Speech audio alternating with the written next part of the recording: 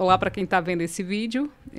A gente está gravando ele para passar algumas dicas aqui sobre o PAS, né? Esse daqui é o guia, né, do PAS, do Programa de Avaliação Seriado.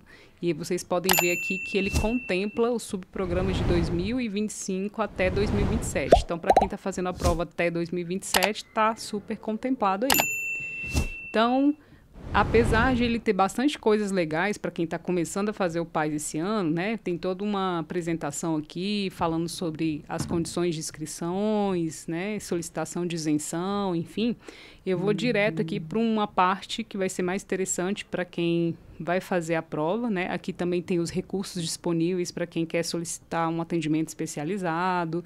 Explorem aí esse guia porque é bem interessante. Tem as orientações sobre a prova, né, o horário, local. Aqui, inclusive, tem até um linkzinho, ó. Se a gente clicar nele, ele vai te levar para a página para você verificar o local de prova.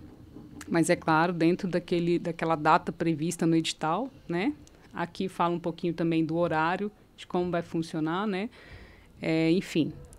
Descendo, a gente tem os documentos. Aqui é importante a gente falar, ó, documentos que são aceitos no dia da prova.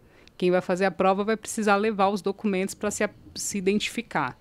E aqui também tem os que não são aceitos. Então, é importante vocês olharem aí direitinho para não levar um documento que no dia não é aceito e isso pode inviabilizar a sua realização da prova. Você deixar de fazer a prova porque não tem um documento correto.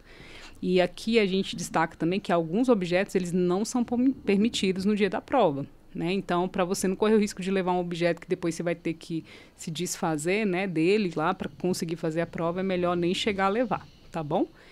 Bom, além disso, nós temos aqui a duração da prova, né, como funciona, mas o que a gente vai destacar hoje é a respeito dos tipos de questões da prova, né? Diferente do Enem, a gente tem 4 tipos de questões no PAS.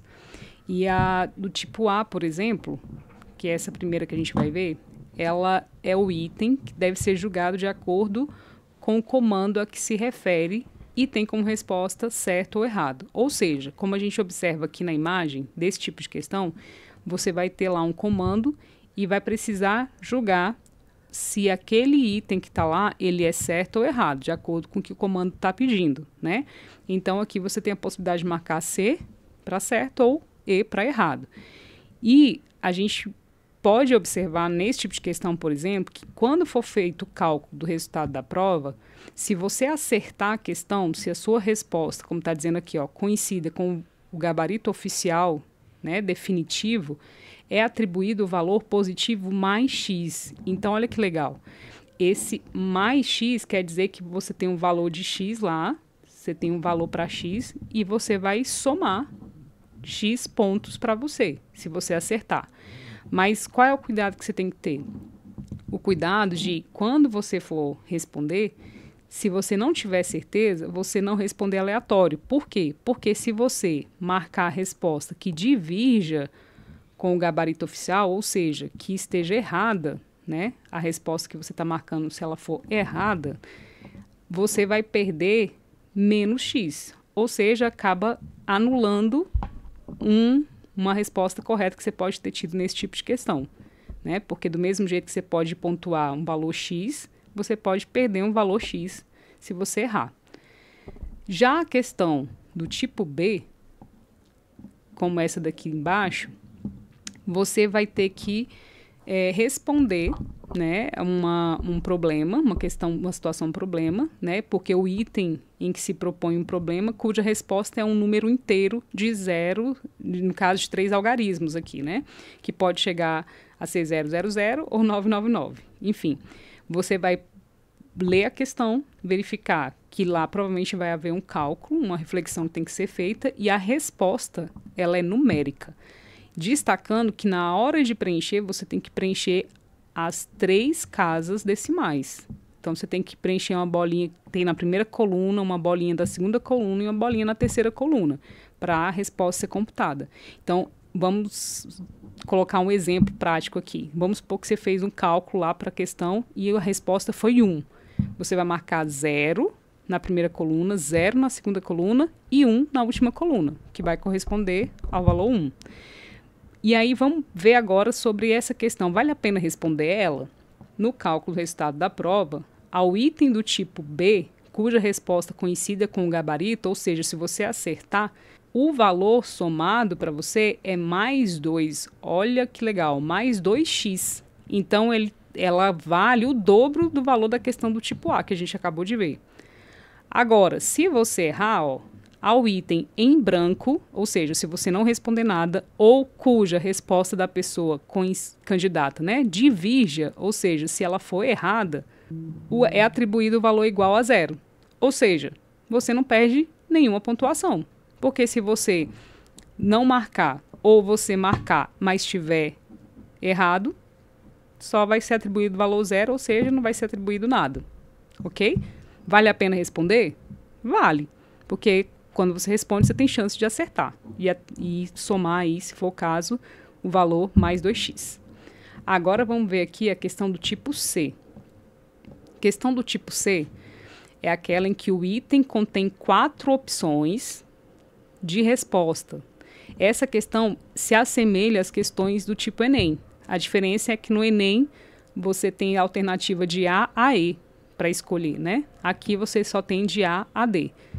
Você vai fazer a análise da questão, né? O item contém 4 opções de resposta, das quais apenas uma constitui o gabarito. Ou seja, das 4 opções, você vai ter que escolher uma daquelas para ser a resposta, de acordo com o que o enunciado está solicitando. Deve ser marcada apenas uma opção no caderno de resposta, nesse caso, tá? E no cálculo, você vai observar que o item do tipo C, se você acertar no gabarito oficial, você vai somar mais 2x, ou seja, ela vale também o dobro do que vale a questão do tipo A. Agora, se você errar, se a sua resposta divergir do gabarito oficial, você vai ter uma subtração de um percentual aqui, ó, tá vendo? 0,667x. Ou seja, não chega a ser um x que você vai perder, mas você vai perder uma fração de x aqui, né? Isso vai fazer com que você tenha uma subtração da sua pontuação, mas não é uma subtração tão alta. Então, aqui há defensores de que vale a pena, se você tem ali uma ideia de qual seja a resposta, se você tem uma certa dúvida entre duas das opções ali, letra A ou C, que você tiver mais certeza para uma dessas duas respostas, você escolhe uma delas, porque você já tem uma chance ali de ganhar o mais 2x, né? Ou seja, aqui você analisa bem a questão, porque você vai ter a possibilidade de, né, marcar um dos 4 itens, e aí você, tendo uma certeza maior sobre a resposta, você marca, porque você tem aí a chance de ganhar 2x de pontuação. Beleza, professor. Como que eu sei, então, se vai valer a pena eu chutar ou não? Você tem que considerar outro fator. Se você sair chutando a sua prova inteira, você vai perder boa parte da sua pontuação. Mas se você ficar muito inseguro e você deixar boa parte da sua prova em branco, isso também vai ser negativo para você. Ainda mais dependendo do curso que você está querendo concorrer, né? Se for um curso muito concorrido, você ter muito da sua prova em branco é tão negativo quanto você sair chutando bastante.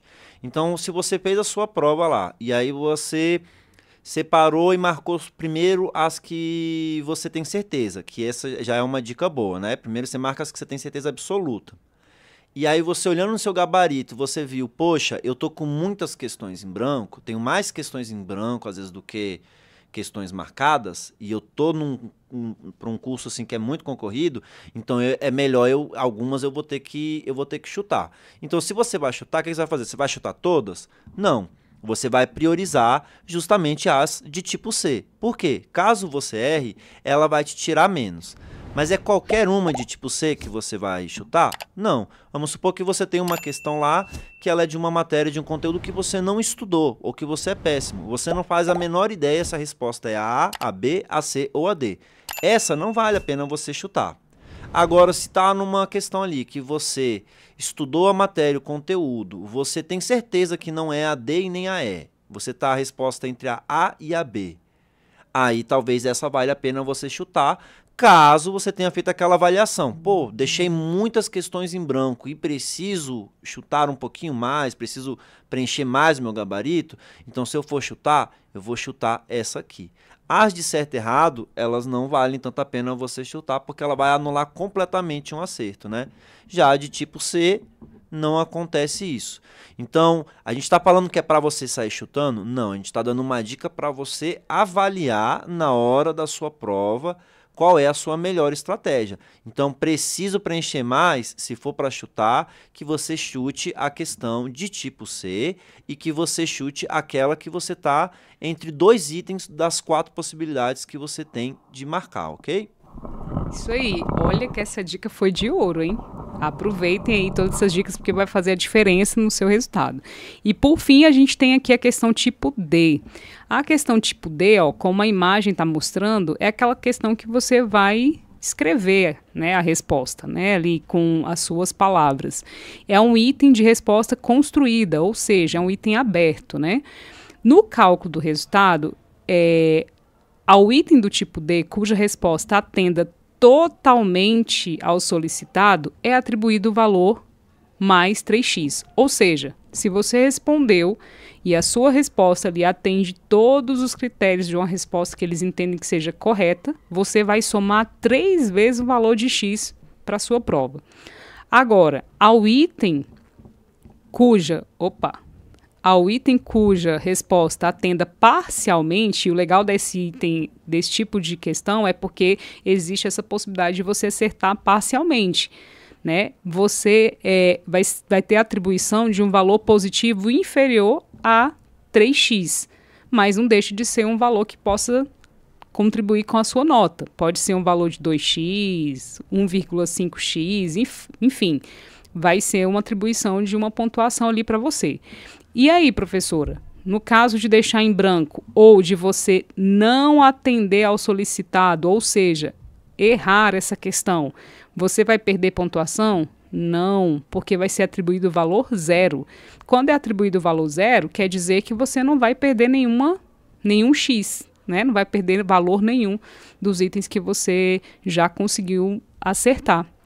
Então, essa também é uma questão que vale muito a pena responder, porque você tem chances de pontuar e a pontuação é boa, caso você acerte toda a questão, e você não perde nada se você errar, né? Importante destacar isso que está sendo dito aqui embaixo, ó. O espaço destinado à transcrição das respostas do item do tipo D não poderá conter em outro local que não o apropriado qualquer palavra ou marca que identifique a pessoa, sob pena de que ela seja preliminarmente eliminada. Ou seja, quando for escrever a resposta, usa lá o espaço para a resposta do tipo D e só escreva a resposta. Não faça nenhum desenho, estrelinha, símbolo, nada que possa parecer que você está tentando ser identificado para ter alguma correção especial ali, tá bom?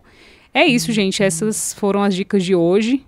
Essas dicas fazem toda a diferença, né, na hora de ter uma pontuação. Aqui vocês também conseguem ver a composição das provas, como que ela é composta, né?